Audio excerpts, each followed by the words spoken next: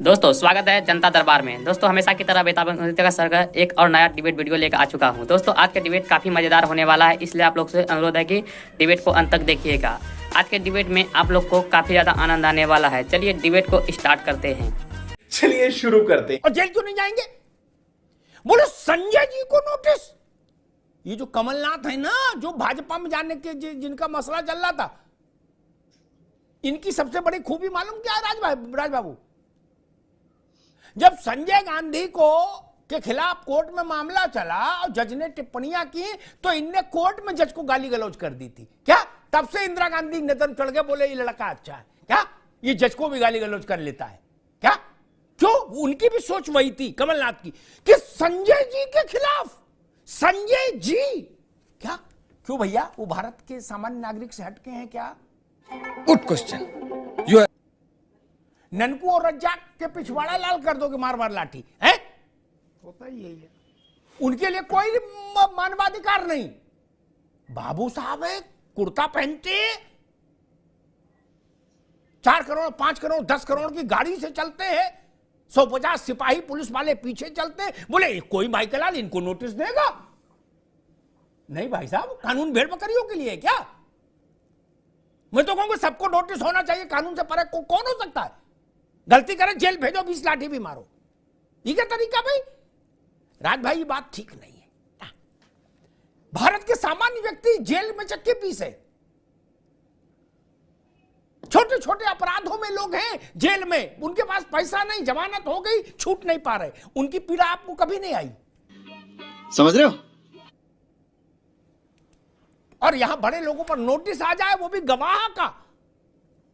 गवाह के नोटिस पर ये कहने की क्या जरूरत है कि जेल में डाल दो? प्रशांत पटेल वकील भी हैं। प्रशांत पटेल, आप गुस्सा समझ ही रहे हो कितना है विपक्ष में जी। समाजवादी पार्टी ने तो ये प्रस्ताव ही रख दिया कि सारे विपक्ष के लोगों को जेल में डाल दिया जाना चाहिए। देखिए अमिताभ जी, संविधान का अनुच्छेद 14 जो है सबको राइट टू इक्वलिटी देता है कि संविधान की नजर में, कानून की नजर में देश के सभी नागरिक बराबर हैं। चाहे कोई रिक्शा चलाने वाला व्यक्ति हो, चाहे किसी देश का मुख्यमंत्री हो, किसी प्रदेश के प्रधानमंत्री हो, अगर कानून की नजर में है, चाहे दोषी हो चाहे आरोपी हो, सबको अगर कहीं कानून के विरोध में कोई काम करेगा तो उसको सम्मन जाएगा, नोटिस जाएगा, गिरफ्तार भी करेगा। और दूसरी बात, विपक्ष के साथियों को समझना चाहिए कि सरकार गिरफ्तार नहीं करती, अगर एजेंसी गिरफ्तार भी करती है तो 24 मलिक जी ने बात करी पुलवामा के ऊपर, तो जिन जिन का नाम लिया आपने वहां नोटिस क्यों नहीं भेजी? आप ही की पार्टी के तो सुन लीजिए, एक मिनट पहले उनकी बात आ जाए तो नहीं समझे थे। एक मिनट अभी रुकिए, अभी केवल प्रशांत पटेल की बात, फिर आपकी बात आएगी। अभी केवल प्रशांत पटेल की बात। जी जी। और देखिए, सरकार किसी को जेल नहीं भेजती है, कोर्ट अदालत जेल में भेजती है। अगर एजेंसियां, पुलिस भी किसी को गिरफ्तार करती हैं तो नियम है कि 24 घंटे के अंदर उसको मजिस्ट्रेट के सामने पेश करना पड़ेगा। मजिस्ट्रेट चाहे तो बेल दे दे, नहीं तो उसको पुलिस 14 दिन की कस्टडी मांगती है, तो कभी 7 दिन की या 8 दिन की, 10 दिन की भेजती है। इसमें कोई ऐसा विषय नहीं है। तो अदालत का प्रोसीजर वो चलता है, अदालत चाहे तो जमानत भी दे देती है।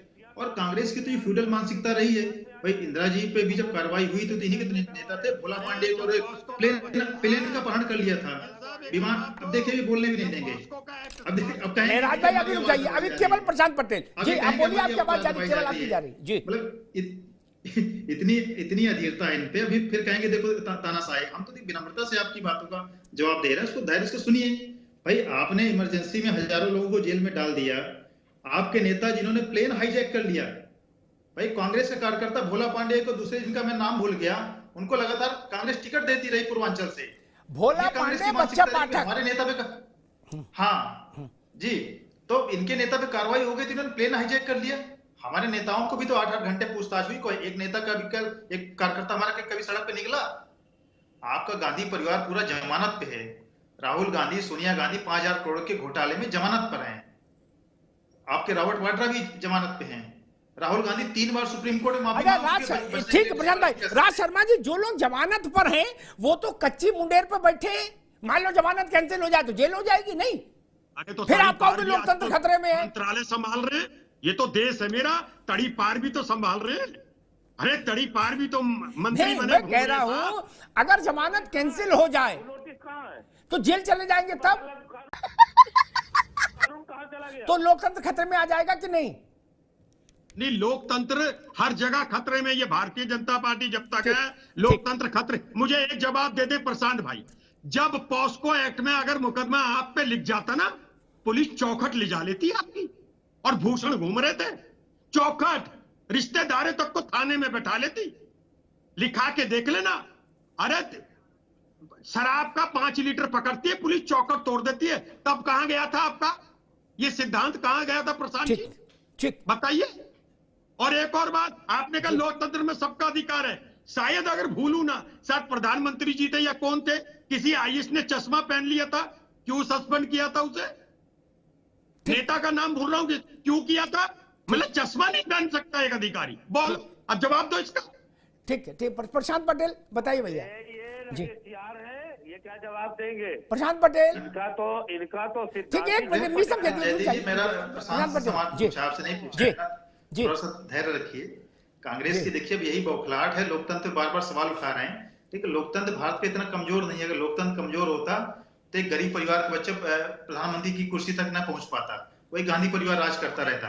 तो आज जो गरीब तक जो पहुंचा है, वहां पे लोकतंत्र की ताकत, सरकार की ताकत पहुंची, यही आपको पीड़ा है। गांधी परिवार से सत्ता छिड़ गई तो लोकतंत्र खतरे में आ गया।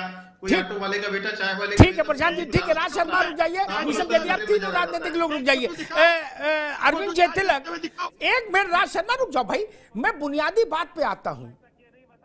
3 शब्द हैं, मीसम जैदी रुको बाबू। 3 शब्द हैं, लोकतंत्र, संविधान और कानून का राज। क्या मैं देख रहा हूं इन्हें पोलियो हो गया क्या? बार बार खतरे में बता देते लोग इनको क्या? और भारत में ये तीनों केवल एक ही बार खतरे में आए 1975 में जून में, जब इंदिरा गांधी ने इमरजेंसी लगाई। बाकी किसी माई के लाल की हैसियत नहीं जो इनको खतरे में लिया है। आपसे ये पूछना ही चाह रहा हूं कि उत्तर प्रदेश में एक अपराधी गिरोह था, Atiq and company, Atiq and sons. उसका लड़का वो मारा उमेश पाल को जब, तो फिर भाग गया, मुठभेड़ में पुलिस की मारा गया। तो इस देश के एक, उत्तर प्रदेश के एक बड़े राजनीतिक परिवार के मुखिया ने कहा, क्या, जो संवैधानिक पदों पर रहे, कि आज कानून व्यवस्था, लोकतंत्र और संविधान की हत्या कर दी गई।